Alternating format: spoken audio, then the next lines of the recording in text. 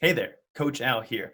Welcome to the endurance phase of training. The endurance phase of training is all about learning how to burn fat well as a fuel source. Now, that's not something you can consciously do, it's something we have to condition your body to do. And so, this is going to be 2 to 6 weeks, depending on what you need personally for your goals, in order to increase mitochondrial density. Say it with me, mitochondrial density. That's going to increase your ATP, that's your energy production from the food that you eat. That's a big deal. Increased fat burn. So, mitochondrial density means the ability to use oxygen to burn fat as a fuel source in the body you currently have. And so, that's a big deal with regard to body composition, performance, and for health and longevity. We're also going to be targeting type 1 muscle fibers.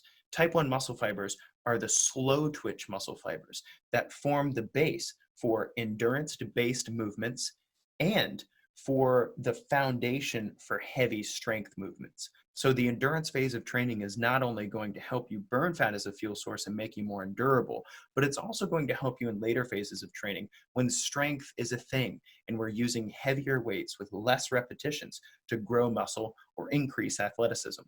We're also going to make sure here that we're training stubborn grit. The endurance phase is actually one of my least favorite phases of training because there are several times in the endurance phase where I'm like, whose dumb idea was this workout? Oh, mine. Dang it. So I totally get that. Hang in there. It's not a whole bunch of fun every single workout, but you're going to do it and you're made of more than you think you are. So some pointers on this phase: don't stop. If you are in the middle of a set and you find yourself getting to about the 12th repetition of 20 and you're unable to continue, that means it's time to lower the weight. But if you get to the 20th repetition and things feel really easy for you, make sure you can complete all the sets there before you start bumping the weight up.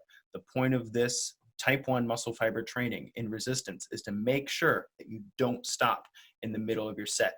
Very important. The next tip is only rest 30 to 60 seconds.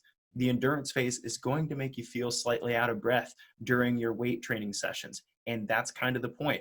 Being out of breath is what teaches the body that, hey, we need to increase our stroke volume for the heart. Hey, we need to increase our blood volume. Hey, we need to increase the mitochondrial density so we can make use of the oxygen that's in our bloodstream better. So only rest 30 to 60 seconds. Don't overrest here.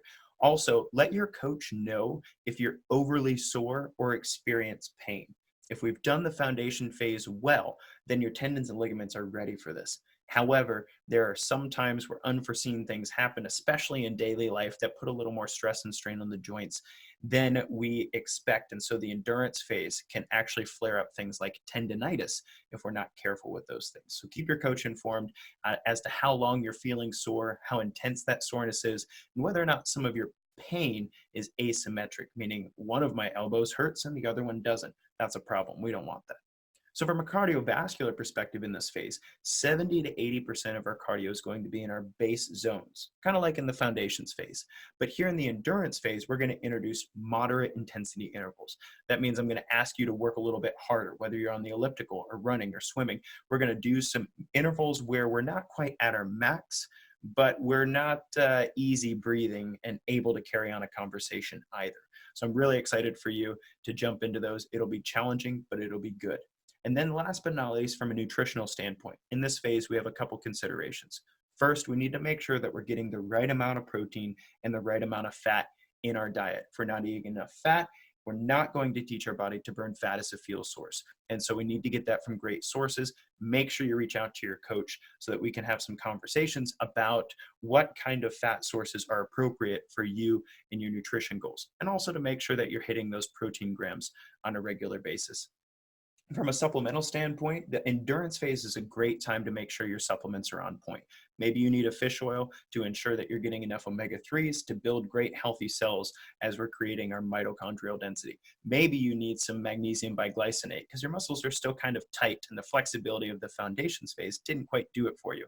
Magnesium also helps you recover better and get deeper sleep. So there's a number of things that we can address there. Make sure that we have a conversation about that so that we can get you on the right track, not taking too many supplements and stocking your pantry with stuff you're never going to use, but using the things that are going to get us the best results for the least amount of money and highest quality without hurting our bodies.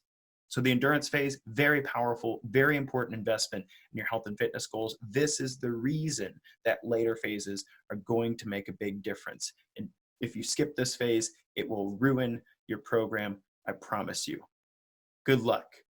Kick butt. Take names.